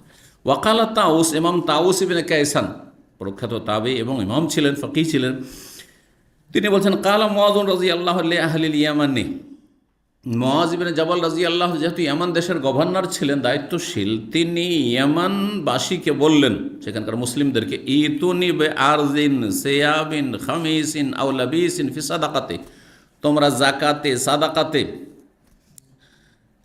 আমার কাছে নিয়ে আসো পণ্য সামগ্রী। আরজন মানে পণ্য সামগ্রী, কি যেমন সিয়াবিন খামিসিন চাদর, জি, আও লাবিসিন অথবা পোশাক, লেবাস, লেবাস থেকে লবিস, ফি সাদাকাতে মানে জাকাত সাদাকাতে, মাকানা শাইরে ওয়া জোরাতে, কিসের পরিবর্তে? জব এবং ভুট্টার পরিবর্তে। ইয়ামান দেশে ভুট্টার চাষ হইত, জবের চাষ হইত। বলছে জব আর ভুট্টা তোমরা নিয়ে আসো না, জব ভুট্টার তাহলে ওসর কি দিয়ে আদায় করো, খাবারটা তোমরা রেখে নাও, আর সেই পরিমাণ দিয়ে কি করো, সেই পরিমাণ তোমরা পণ্য সামগ্রী, কাপড় চোপড়, চাদর, পোশাক এসব দিয়ে দাও, এসব দিয়ে দাও। কেন? এতে যেমন তোমাদের সুবিধা রয়েছে, তেমনি মদিনাবাসী নবী সাল্লাল্লাহু আলাইহি সাহাবায়ে কেরামদের সুবিধা রয়েছে। দেখেন ওখানে কিন্তু সুবিধা যারা গ্রহণ করবে, হ্যাঁ, জাকাত, সাদাকা, তাদের কিন্তু সুবিধার কথা লক্ষ্য রাখা হয়েছে। দেখুন এখানে, আহওয়ানু আলাইকুম, তোমাদের জন্য সুবিধা। কারণ অনেক কৃষকরা রয়েছে যাদের ভুট্টা ওইটা বাড়িতে রাখা, এখন ওসর দিয়ে দিবে, পরে কিনে খেতে হবে, ওটা নিজেরা রেখে নিল। হ্যাঁ, অথবা বয়ে বয়ে নিয়ে এসে দিতে হবে, বস্তার বস্তা ধরেন নিয়ে এসে জমা করতে হবে কোথায়? বাইতুল মালে। মুআয ইবনে জাবাল রাদিয়াল্লাহু তাআলার বাড়িতে নিয়ে এসে গ্রামবাসী, এলাকাবাসীকে জমা করতে হয়। ভারী না? মুশকিল না? তো বলছেন তোমাদের জন্য সহজ হবে। ওয়া খায়রুন লি আসহাবিন নবী সাল্লাল্লাহু বিল মদিনাতে, মদিনায় যে নবী সাল্লাল্লাহু আলাইহি ওয়াসাল্লাম সাহাবায়ে কেরামগণ অবস্থান করেছে তাদের জন্য উৎকৃষ্ট হবে, কারণ তাদের লেবাস পোশাকের বেশি প্রয়োজন রয়েছে, পোশাকের বেশি প্রয়োজন রয়েছে। এক, দুই নম্বর কথা হচ্ছে কাপড় চোপড় পোশাক বহন করে মদিনা নিয়ে যাওয়া পাঠানো এটা সহজ, কিন্তু এইসব খাদ্যদ্রব্য, ভুট্টার বস্তা আর আপনার জবের বস্তা মদিনা পাঠানো এটা কষ্টকর। এই জন্য বলেছেন এই একটি তাহলে দলিল পেশ করলেন মুআয বিন জাবাল রাদিয়াল্লাহু তাআলা আনহুর আমল থেকে, কে? ইমাম বুখারী রাহিমাহুল্লাহ। কিন্তু এখানে মনে রাখবেন যে এখানে এটাই আর বর্তমান যুগে বাঙালি সমাজ বা ভারতীয় সমাজে যে প্রচলিত এই লুঙ্গি আর আপনার শাড়ি দেওয়া, দুটোতে পার্থক্য হচ্ছে যে এখানে গরিবদের খেয়াল রাখা হয় না, তাদের জন্য এটা উপকারী না উপকারী নয়, ওদের কোনটার প্রয়োজন এই সব পরোয়াই করা হয় না, তাই না? কিন্তু এইখানে বলা হইল যে এতে তোমাদের সুবিধা, আর যারা গ্রহণ করবে মদিনায় তাদের জন্য সুবিধা, সুবিধাজনক হলে অসুবিধা নেই। জি।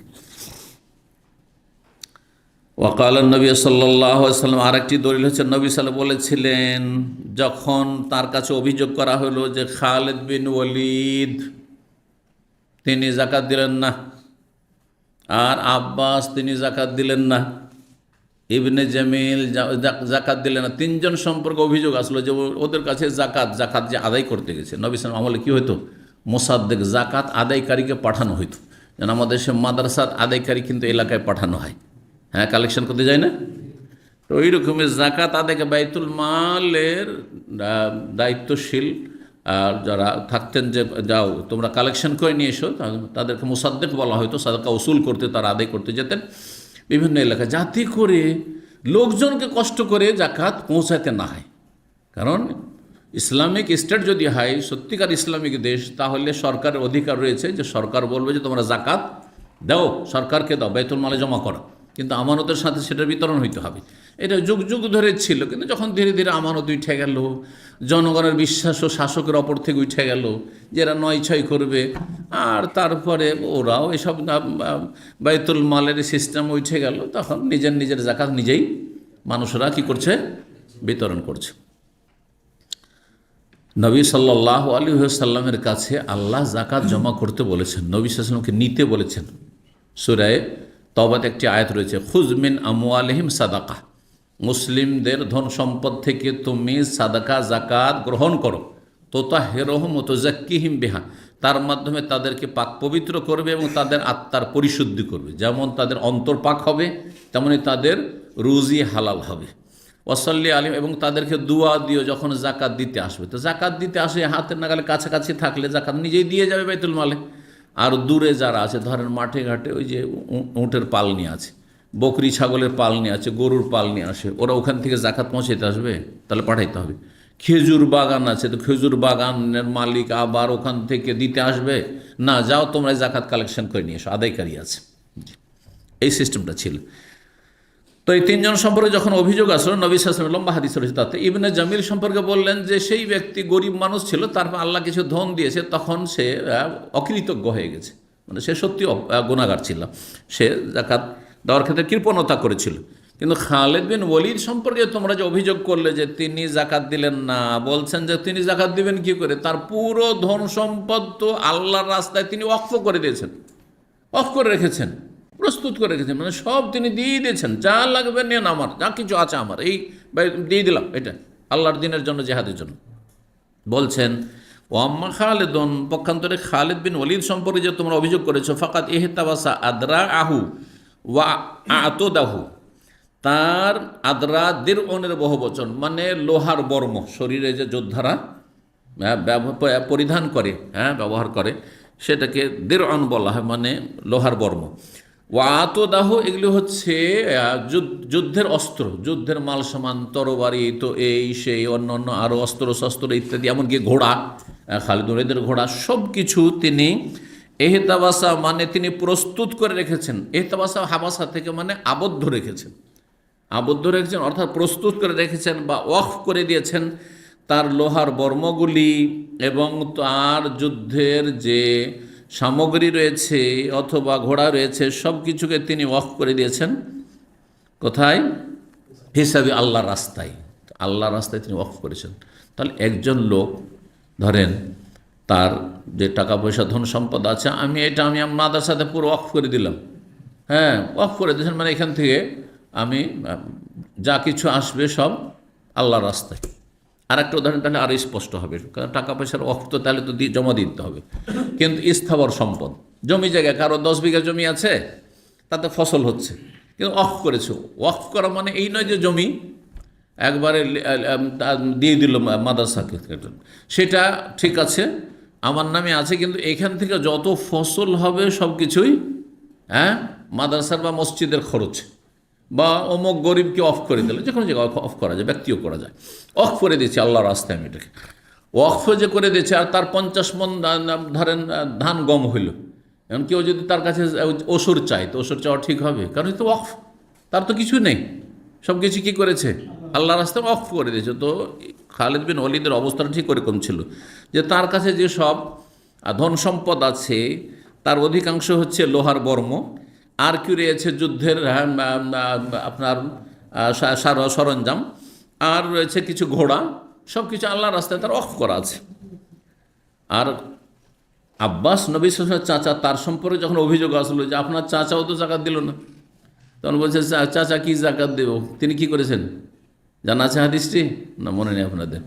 তিনি অগ্রিম 2 বছরের জাকাত দিয়ে আছেন। নবী সাল্লাল্লাহু আলাইহি ওয়াসাল্লামের প্রয়োজন ছিল যে গরিব মিসকিন অনেক আছে আর টাকা পয়সার প্রয়োজন আছে, তো চাচা আপনি 2 বছরের জাকাত একসাথে দিয়ে দেন। তো আগামী বছরও জাকাত তার দেওয়া আছে, তো এবার আবার জাকাত চাইতে কেন গেছো তার কাছে? এই জন্য তিনি দেননি। কথা বুঝতে পারলেন? জি হ্যাঁ, এখান থেকে বোঝা গেল যে সময়ের আগে জাকাত দেওয়া জায়েজ। কেউ যদি বলে আমি আগামী 5 বছরের জাকাত, কিন্তু 5 বছর জানো না যে আমার টাকা থাকবে কি থাকবে না, হ্যাঁ, কিন্তু এখন থেকে আপনি আইডিয়া করছেন আমার যে টাকা আছে এর কম হবে না, যেটা আছে এতটা পরিমাণের টাকা আমি 2 বছর 3 বছর দিয়ে দিলাম, কারণ এই সময় অভাবই বেশি আছে, দিয়ে দিলাম। আর তারা প্রত্যেক বছর হিসাব করছেন, এই বছর আমার 5,000 রিয়াল জাকাত বেরিয়েছে, ঠিক আছে, কিন্তু আগে আমি 20,000 রিয়াল দিয়ে রেখেছি, তার 20,000 4 বছরের জন্য হয়ে যায়। তারপরের বছর 5,000 মাইনাস করে, তারপরের বছর 5,000 মাইনাস করলাম, আর যদি টাকা ওর চাইতে বেশি পরিমাণ বেড়ে যায় তখন আর একটু বেশি দিয়ে দিলাম, এইভাবে আর কি। তো অগ্রিম জাকাত দেওয়া জায়েজ।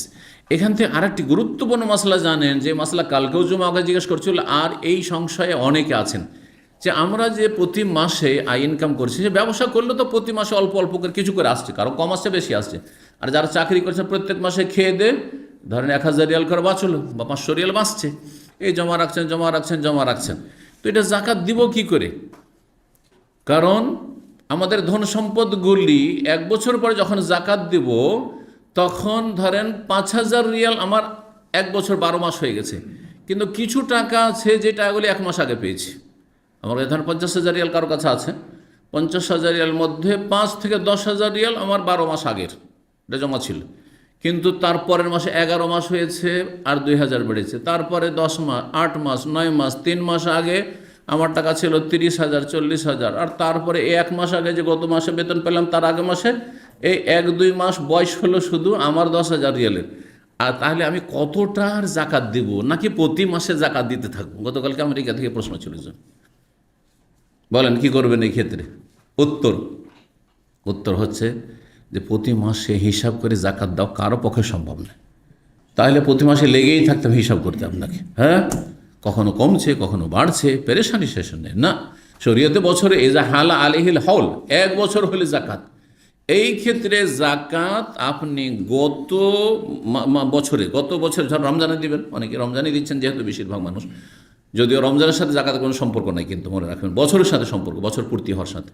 গত রমজানে আপনার কাছে টাকা ছিল 10,000 রিয়াল, আর এই বাড়তে বাড়তে বাড়তে এই রমজানে দেখা যাচ্ছে যে আমার কাছে 50,000 রিয়াল, জাকাত কত টাকা দেবেন? 50,000, কিন্তু 50,000-এর অধিকাংশ টাকাটাই তো পরে এসছে, যেগুলোর বয়স 1 বছর হয়নি। এই ক্ষেত্রে যেটার বয়স 1 বছর হয়ে গেছে সেটা নগদ জাকাত, আর যেগুলোর বয়স কম হয়ে আছে সেগুলির অগ্রিম জাকাত দিলেন। কারণ কিছু পয়সা আছে যেটা শওয়াল মাসে গিয়ে 12 মাস হবে, কিছু হবে জিলকাদ মাসে গিয়ে 12 মাস, কিছু হচ্ছে জিলহজ মাসে গিয়ে 12 মাস হবে। তাহলে প্রত্যেক মাসে এরকম করে হিসাব করা মুশকিল। এই জন্য বুঝতে পেরেছেন এবারে তো তাহলে একসাথে যখন জাকাত দিয়ে দিলেন আপনি, তাহলে কিছু কিছু সম্পদ এমন আছে যেগুলির আপনি সময়ের আগে জাকাত অগ্রিম দিয়ে দিলেন আপনি। আর অগ্রিম দেওয়া প্রমাণিত আব্বাস রাদিয়াল্লাহু তাআলা আনহুর আমল থেকে, নবী সাল্লাল্লাহু আলাইহি ওয়াসাল্লাম নিজেই তার কাছ থেকে জাকাত 2 বছরের একসাথে গ্রহণ করেছেন। তো এটি দলিল হিসাবে পেশ করে ইমাম বুখারী কি সম্পর্কে? জাকাতে পণ্য সামগ্রী নেওয়া সম্পর্কে। কেমন করে দলিল হলো? বলছেন খালিদ বিন ওয়ালিদের কাছে জাকাত চাইতে গেছেন, তখন নবী সাল্লাল্লাহু আলাইহি ওয়াসাল্লাম কি বললেন যে খালিদ বিন ওয়ালিদ তার লোহার বর্ম, তারপর তার যুদ্ধের সরঞ্জাম, এগুলো যুদ্ধের সরঞ্জাম থেকে জাকাত নেওয়ার কথা বা সাদকা নেওয়ার কথা এখানে বলা হয়েছে। তো ইমাম বুখারী তাহলে বলতে চাইছেন এগুলো দিয়েও জাকাত দেওয়া যাবে, এই কথা বলতে চাইছেন, জাকাত দেওয়া যাবে। তৃতীয় দলিল নবী সাল্লাল্লাহু আলাইহি ওয়াসাল্লাম বলেছেন তাসাদ্দাকনা, মহিলাদেরকে ওই ঈদগাহে খুতবা দিলেন, আর তারপরে মহিলাদের সেকশনে এগিয়ে চলে গেলেন বেলালকে সাথে নিয়ে রাদিয়াল্লাহু তাআলা আনহু, আর তারপরে গিয়ে বললেন তাদেরকে যে আমাশারান্নেস, হে মহিলারা তোমরা দান খেরাত করো, সাদকা করো, ওয়ালাউ মিন হুলিয়াকুন্না, যদিও তোমাদের অলংকারই হোক না কেন, ফালাম ইয়াসনে সাদাকাতাল ফারজ মিন গায়র। এখানে নবী সাল্লাল্লাহু আলাইহি ওয়াসাল্লাম মহিলাদেরকে যখন সাদকা করতে বলেছেন, বলেননি যে গয়নার যে জাকাত দিবে সেটা ফরজ না নফল, দুটো কি শামিল করেছেন? তাহলে তো বোঝা গেল যে আচ্ছা, তারপর এই স্বর্ণগুলি কিন্তু এমনি স্বর্ণ নয়, কি এগুলো কি অলংকার? আর অলংকার হচ্ছে গয়না, হচ্ছে পণ্যের মতো, জি, পণ্য সামগ্রী। ফাজালাতিল মারআতু, তখন মহিলারা কি করতে লাগে? তুলকি খুরসাহা ওয়া সিখাবাহা, তারা তাদের দুল, খুরসুন মানে দুল, কানের দুল, ওয়া সিখাবাহ মানে গলার মালা, তারা কাপড়ে, বেলালের কাপড় নিয়ে বিছিয়ে আছেন, কাপড়ে ফেলতে শুরু করলো, নিক্ষেপ করতে শুরু করলো। এখান থেকে দলিল এই হিসাবে নিয়েছেন, স্বর্ণ যদি হয়, স্বর্ণের গয়না হয়, স্বর্ণের মালা হয়, স্বর্ণের যদি দুল হয়, তাহলে তো স্বর্ণতে স্বর্ণের জাকাত, তাহলে তো দলিল হয় না ইমাম বুখারী। তো কীভাবে দলিল? বলছেন যে সেই যুগে যে সব মালাগুলি ব্যবহার হতো সবগুলি কিন্তু স্বর্ণের ছিল না, কিছু অন্য কিছুরও বিভিন্ন আপনার ওই কাঠির দানা টানা ইত্যাদি দিয়ে কি করা হইতো, আপনার মালা তৈরি করা হইতো বা কানের দুল তৈরি করা হতো, সবগুলি স্বর্ণের আর চাঁদির হইতো না। স্বর্ণ চাঁদিতে জাকাত স্বর্ণ চাঁদি দিয়ে, ঠিক না? কিন্তু এখানে যেহেতু অন্য সামগ্রীরও জাকাতের কথা, এগুলো সাদকা করছেন মহিলারা, এখান থেকে দলিল নিচ্ছেন। আজকালও আছে, এই যে আপনার কি বলছে এগুলোকে, ইমিটেশন বলছে, বা সিটি গোল্ড না কি বলছে, সিটি গোল্ড বলা হচ্ছে, এগুলো তো গোল্ড না, তাই না? তো সেগুলো তো সাদকাও করতে পারে, কোনো মহিলা মনে করে সাদকা করবে, জি। তো এইভাবে দলিল নিয়েছে ইমাম বুখারী। ওয়ালাম ইয়াখুসা যাহাব ওয়াল ফিদ্দাতা মিনাল উরুজ, পণ্য সামগ্রী থেকে স্বর্ণ আর চাঁদিকে ভিন্ন করে নবী সাল্লাল্লাহু আলাইহি ওয়াসাল্লাম বর্ণনা করেননি, বরং সাদকা সব রকমের দিয়েছে। কেউ স্বর্ণের দিয়েছে, তো চাঁদির দিয়েছে, কেউ অন্য কোনো কিছু দিয়েছে। তো এইভাবে ইমাম বুখারী দলিল পেশ করেছেন। কিন্তু ইমাম বুখারীর উত্তর, ইমাম বুখারীর তাহলে এই মতটি মিলে যাচ্ছে ইমাম আবু হানিফা রাহিমাহুল্লাহর মতের সাথে। ইমাম শাফি অন্যান্যরা বলছেন না, স্বর্ণের জাকাত স্বর্ণ দিয়ে, চাঁদির জাকাত চাঁদি দিয়ে, অথবা টাকা দিয়ে দিতে হবে, কারণ টাকা হচ্ছে চাঁদির বিকল্প হচ্ছে টাকা, তো টাকা দিয়ে দিতে হবে। আপনার এই খাবার দাবার দিয়ে অথবা আপনার কাপড় চোপড় দিয়ে, এগুলো দিয়ে হবে না। তারা কেন বলছেন যে এগুলো দলিল হিসাবে যুক্তিসঙ্গত নয়, কারণ এইখানে সাদাকার কথা বলা হয়েছে, নফল হইতে পারে। এটা আপনি কি করে প্রমাণ করবেন যে এটা ফরজ জাকাত ছিল? বোঝা গেছে? আর সাদাকা তো অসুবিধা নেই, সাদাকা যে কোনো কিছু দিয়ে দেওয়া যেতে পারে, কিন্তু যখন জাকাত হবে, যেটার জাকাত ফরজ সেটা থেকেই কি করতে হবে? জাকাত দিতে হবে। এই কথাই বলেছেন ইমাম শাফি বা তার পক্ষে যেসব আর ফুকাহারা রয়েছেন তারা। একটু ধৈর্য ধরেন, কারণ এই অধ্যায়ে আর দুটি হাদিস রয়েছে, সংক্ষেপে অনুবাদ করে দিই। 1448 নম্বর হাদিস আনাস রাদিয়াল্লাহু তাআলা আনহু বর্ণনা করছেন যে আবু বকর সিদ্দিক রাদিয়াল্লাহু তাআলা যখন খলিফা হলেন, কাতাবা লাহু আল্লাতী আমারাল্লাহু রাসূলাহু, তিনি লিখেছিলেন, আনাস রাদিয়াল্লাহু তাআলা আনহুকে লিখে পাঠিয়েছিলেন ফরমান, যেই নির্দেশ আল্লাহ তাআলা তার রাসূল সাল্লাল্লাহু আলাইহি ওয়াসাল্লামকে দিয়েছেন জাকাত বা সাদকার ক্ষেত্রে, জাকাত দেওয়ার ক্ষেত্রে। কিসের জাকাত? উটের জাকাতের কথা বয়ান করছেন। বলছেন ওমান বালাগাত সাদাকাতু বিনতা মাখাজিন, কারো কাছে যদি জাকাত পৌঁছে, তার মানে জাকাত তার ফরজ হচ্ছে এমন উষ্ট্রির যেটি 1 বছর পুরা হয়েছে, 1 বছর পুরা হয়ে 2য় বছর পড়েছে।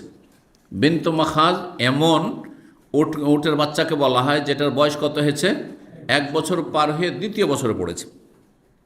ওয়ালাইসাত ইনদাহু, তার উপরে ফরজ, যেই ব্যক্তি উটের মালিক তারও ফরজ হচ্ছে কি?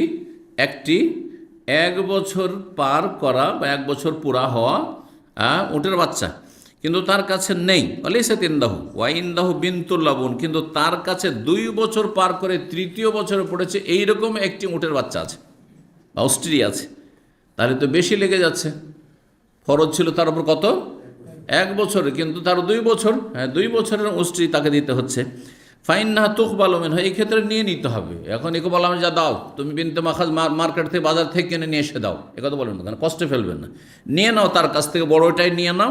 কিন্তু বেশি যেহেতু নিলে সেই জন্য ওয়ায়ুতিহিল মুসাদ্দিক, যিনি জাকাত ওসুলকারী, জাকাত আদায়কারী, তিনি দিয়ে দেবেন ওই মালিককে 20 দিরহামান। 2টো অপশন রয়েছে, হয় 20 দিরহাম দিয়ে দেন আপনি, যে বেশি নিয়েছেন তার পরিবর্তে বিকল্প হিসাবে, আও 7 অথবা 2টো ছাগল দিয়ে দেন। বেশি বয়সের 1 বছরের প্রভাব ছিল, 2 বছরের উট নিয়ে নিলেন, সেজন্য কি করেন? 2টো ছাগল তাকে বাইতুল মাল থেকে দিয়ে দেন, যে তোমাকে ঘাট দিয়ে দেওয়া হলো, বেশি দিয়েছিল সেজন্য দিয়ে দেওয়া হলো। এর বিপরীতটা করবেন যখন এর উল্টো হবে, ফরজ হয়েছে 2 বছর, কিন্তু মালিকের কাছে 1 বছরের উট আছে, তখন কি করবে? সেটাই নিয়ে, ছোটোটাই নিয়ে নেবে, আর তারপরে যিনি জাকাত আদায়কারী তিনি 20 দিরহাম নেবেন, আর না হলে 2টো ছাগল নিয়ে নেবেন বাইতুল মালের জন্য, তার কাছ থেকে যে তোমার ঘাটতি আছে। ফাইন লামকে ইন্দহ বিনতু মাখাজ, তার কাছে যদি বিনতু মাখাজ না আলা ওয়াজহিহা, যে এইরকমটা ফরজ, ওয়াইন্দ ইবনুল লবুন, কিন্তু তার কাছে ইবনুল লবুন আছে, মানে এইটা পুরুষ উঠ, বিন্ত বলেননি, বিন্ত মানে মাদি, তাহলে মাদি বুঝেন তো, বা মাদা বলেন, কি বলেন? মাদি আমরা বলি, নর আর মাদি, তাই না? উর্দুরা মাদা বলে, নর আর মাদা। ওয়াইন্দাহু ইবনুল লাবুন, তার কাছে ইবনুল লাবুন আছে, মানে 2 বছর পুরা হয়েছে, 2 বছর পুরা হয়েছে, 3 বছর পড়েছে, এইরকম উট আছে, পুরুষ উট। পুরুষ উটের চাইতে মাদি উটের মূল্য বেশি, বোঝা গেছে? ফাইন্নাহু ইউকবালু মিনহু, সেটা নেওয়া হবে, সেটা তার কাছ থেকে নিয়ে নেবে। লাগছিল কি? 1 বছরের মাদি উষ্ট্রি লাগছিল, 1 বছর পুরা হওয়া, কিন্তু তার কাছে নেই, তার কাছে 2 বছরের পুরুষ উট আছে। 2 বছরের পুরুষ উট যদি থাকে ওর কাছে, তো সেটা নিয়ে নেওয়া হবে। তাহলে বেশি বড় যে নিয়ে এলেন এর জন্য কিছু দিতে হবে? বলছে ওয়ালাইসা মা হোসেন, কিছুই দিতে হবে না, কারণ 2 বছরের পুরুষ উট আর 1 বছরের মাদি উট সমান মূল্যের, যার ফলে বয়সের পার্থক্য থাকলেও এখানে কিছু দিয়ে ঘাটতি পূরণ করতে হবে না। সর্বশেষ হাদিস বলছেন 1449 নম্বরে, ইবনে আব্বাস রাদিয়াল্লাহু তাআলা আনহুমা বলছেন, আশহাদু আলা রাসূলিল্লাহ, রাসূলুল্লাহ সম্পর্কে আমি সাক্ষী দিচ্ছি, লা সাল্লা কাবলাল খুতবাতে, তিনি ঈদের নামাজ পড়েছেন, সালাত আদায় করেছেন খুতবার আগে। ঈদের সালাত আগে না খুতবা আগে? জুমার বিপরীত। ফারা, তারপরে দেখ আন্নাহুল্লাম ইউসমাইন নাসা, তারপরে চিন্তা করলেন যে আমি যে খুতবা দিলাম, তো মহিলারা তো দূরে আছে, আমার খুতবাই তো শুনতে পেল না, মহিলারা খুতবা শুনতে পেল না। ফাতাহুন না, তাদের কাছে আসলেন যে তাদেরকেও কিছু দিনের কথা শোনাই। ও মাহ বেলালুন নাশেরুন সৌবাহু বা নাশেরা সৌবেহি, তার সাথে ছিলেন বেলাল রাদিয়াল্লাহু তাআলা আনহু, তার কাপড় বিস্তৃত করে, কাপড় সম্প্রসারিত করে, কাপড় বিছিয়ে ছিলেন নবী সাল্লাল্লাহু আলাইহি ওয়াসাল্লামের সাথে, এইভাবে ধরে আছেন। তাহলে বুঝালো কাপড় বিছিয়ে যদি কেউ দেয় তাতে চাঁদা করা জায়েজ, কিন্তু এ মাদ্রাসার ছেলেরা লেখাপড়া করার জন্য স্যার এগুলোকে লাগাবেন, এইটা জায়েজ নয়। আপনারা বেতনভুক্ত কিছু লোক তৈরি করে তাদেরকে এগুলো করেন, আর এইদিকে মাহফিল করে বক্তারা, কন্ট্রাক্টের বক্তা লাখ লাখ টাকা নিয়ে যাবে, হাজার হাজার টাকা নিয়ে যাবে, আর এই গরিব ছেলেরা মাদ্রাসায় লেখাপড়া করতে গেছে, অপরের ছেলে, আর এই ক্ষেত্রে খেয়ানত করবে না, তাদেরকে দিয়ে এগুলো কাজ নেবেন না, জায়েজ না, নিজেরা করেন। বলছেন যে কাপড় বিছিয়েছিলেন তিনি, ফাওয়াজ না, তাদেরকে ওয়াজ উপদেশ করলেন নবী সাল্লাল্লাহু আলাইহি ওয়াসাল্লাম, আমারহ না ইয়াতাসাদ্দাক, তাদেরকে দান খায়রাত করতে বললেন। ফাজাআলাতিল মারাতু তুলকি, তখন মহিলারা নিজের গয়নাগুলি নিক্ষেপ করতে শুরু করলো। ওয়াশার আইয়ুব বর্ণনাকারী সখতিয়ানি তিনি বলছেন এলা উজনেহি, ইঙ্গিত করে বলছেন যে মহিলারা তখন কান থেকে নিজের দুল খুলে ফেলতে শুরু করলো। ওয়াইলা হালাকিহা, আর গলা থেকে নিজের মালা খুলে, হার খুলে নিক্ষেপ করতে শুরু করলো বেলালের কাপড়ে। এখানেই আজকের আলোচনা শেষ করছি। ওয়া জাযাকুমুল্লাহু খাইরান ওয়া সাল্লাল্লাহু সাল্লাম আলা নবিয়িনা মুহাম্মদ ওয়া আলা আলিহি ওয়া সাহবিহি আজমাইন।